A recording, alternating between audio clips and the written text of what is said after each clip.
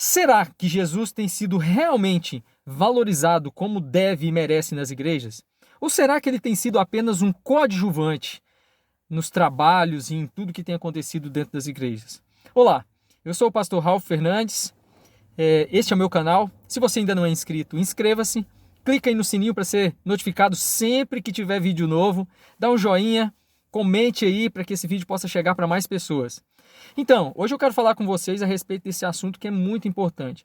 Quando nós começamos a observar algumas mensagens, se você entrar no YouTube aí e for assistir várias mensagens de várias igrejas no Brasil aí, você vai começar a observar que as igrejas têm falado sobre uma infinidade de assuntos, no entanto, quase não se fala mais sobre Jesus. Exatamente. Quando você lê o Novo Testamento todo, a mensagem é apontando para Cristo, para Jesus. O Antigo Testamento apontava para Cristo. Toda a Bíblia aponta para Cristo. Jesus é o centro e a razão da nossa fé. No entanto, quando nós vemos as igrejas hoje, as igrejas contemporâneas, nós observamos que Jesus deixou de ser o centro das mensagens das nossas igrejas, infelizmente. E o que nós devemos fazer?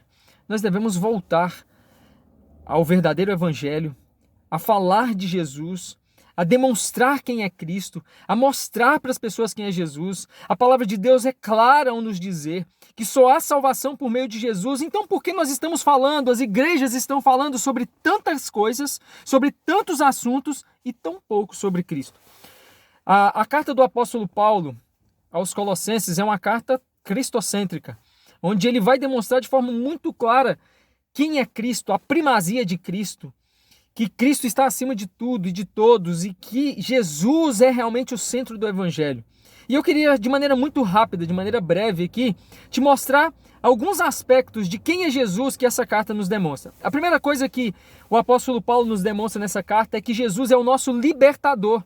Nós estávamos mortos nos nossos delitos e pecados e éramos escravos do pecado, mas Jesus nos liberta. E ele vai nos falar isso lá em Colossenses, capítulo 1, versículo 13, você vai ver isso de forma muito clara. O apóstolo Paulo demonstrando isso para nós de modo muito, muito claro. A segunda coisa que o apóstolo Paulo nos demonstra nessa carta de Colossenses, trazendo para nós essa importância de Jesus, que tem sido perdida no dia a dia aí, é que Jesus, ele é a imagem visível de Deus. Se nós queremos saber quem é Deus, nós, no sentido de imagem, no sentido físico, da sua imagem mesmo, é Cristo, é o próprio Cristo. Jesus é a imagem visível de Deus e ele vai falar isso no capítulo 1, versículo 15. No capítulo 1, verso 16, ele demonstra para nós que Jesus é o agente da criação. Isso fica muito claro em João capítulo 1, quando fala que no princípio era o Verbo e o Verbo estava com Deus e o Verbo era o próprio Deus, apontando ali para Cristo como sendo aquele que era o agente na criação também. Ele vai mostrar para nós que Jesus é o nosso sustentador, aquele que nos sustenta, aquele que sustenta não somente nós, enquanto cristãos, mas tudo que existe é sustentado por meio de Cristo. Ele fala isso no versículo 17 do capítulo 1 de Colossenses. Ele também vai falar para nós, e aqui nós entramos dentro desse aspecto importantíssimo da Bíblia aqui, com relação à questão de nós entendermos que o centro da mensagem na igreja deve ser realmente Jesus Cristo, porque no versículo 18, o apóstolo Paulo, em sua carta aos Colossenses, vai nos mostrar que Jesus é o cabeça da igreja. E por isso nós temos que entender que nós, enquanto corpo, nós necessitamos de Cristo, de Jesus. Ele é o cabeça, ele é o centro e nós precisamos falar cada vez mais de Cristo.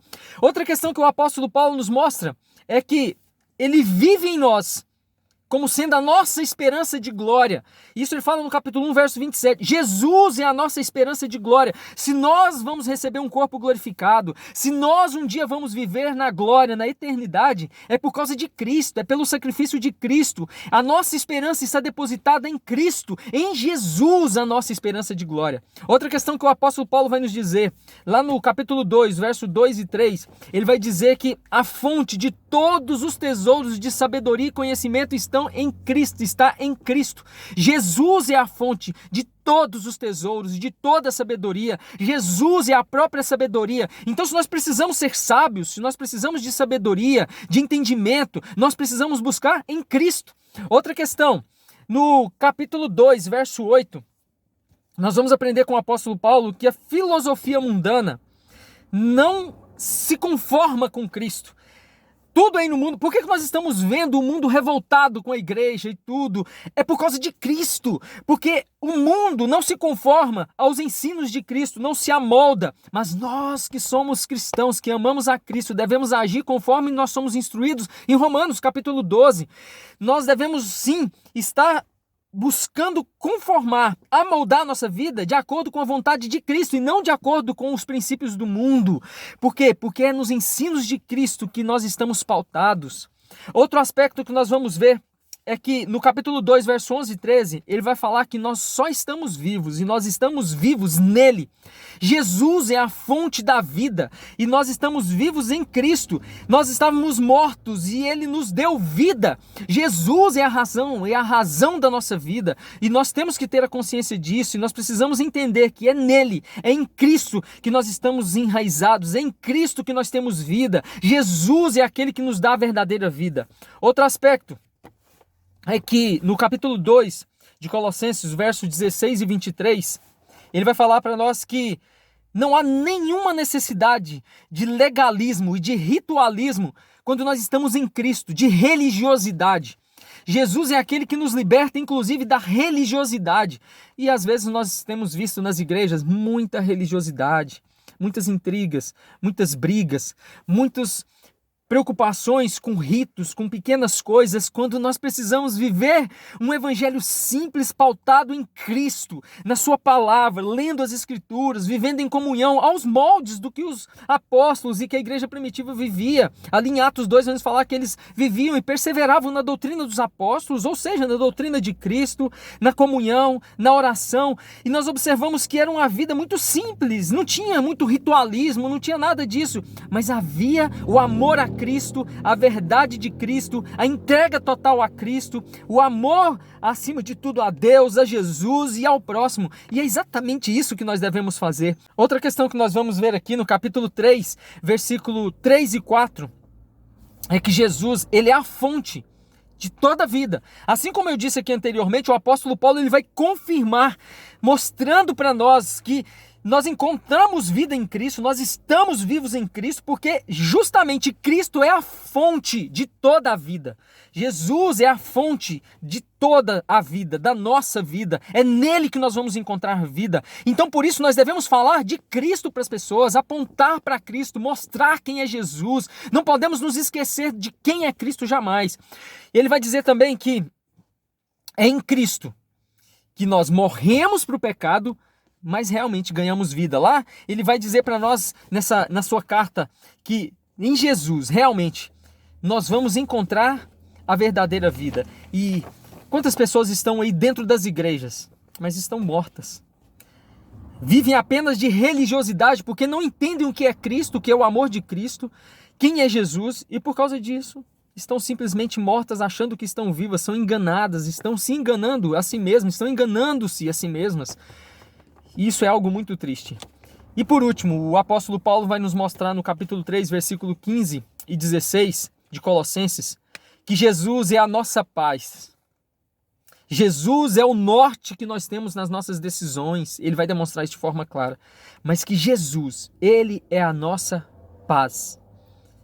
Nós vivemos um mundo de muita falta de paz, de ansiedade, de angústias. Hoje nós estamos vivendo essa realidade, desde as crianças até os idosos estão vivendo assim. Mas em Cristo nós podemos encontrar a verdadeira paz. Ele é a razão da nossa paz, independente das circunstâncias. O apóstolo Paulo nos ensina isso de forma maravilhosa. Então que nós possamos falar mais de Jesus, pensar mais em Jesus, buscar mais a presença de Jesus, que as nossas igrejas possam entender que nós temos que falar de Jesus nos nossos cultos. É inadmissível que haja um culto onde nós falemos sobre um monte de assuntos e Jesus talvez sequer seja mencionado, porque Jesus é a razão da nossa fé. Sem Cristo não há salvação, sem Jesus não há redenção, sem Jesus não existe a vida eterna para nós, sem Jesus não há esperança de glória, sem Jesus não há nada. Porque ele é a razão, tudo foi feito por meio dele, e sem ele nada que existe existiria. E nós precisamos entender isso. Que nós possamos compreender isso e focar a nossa vida, as nossas falas, apontar para Cristo e que as nossas igrejas estejam todas bem fundamentadas sobre a pedra angular que é Cristo. Que Deus nos abençoe a sermos cada vez mais cristocêntricos e aprendermos e compreendermos que nós precisamos apontar para Cristo sempre. Jesus é a razão de tudo. Toda honra, toda glória seja dada a Ele. Que Deus te abençoe. Mais uma vez, se você não é inscrito no canal, inscreva-se, clica no sininho, dê um joinha, comente aí embaixo. Que Deus te abençoe poderosamente. Fique na paz.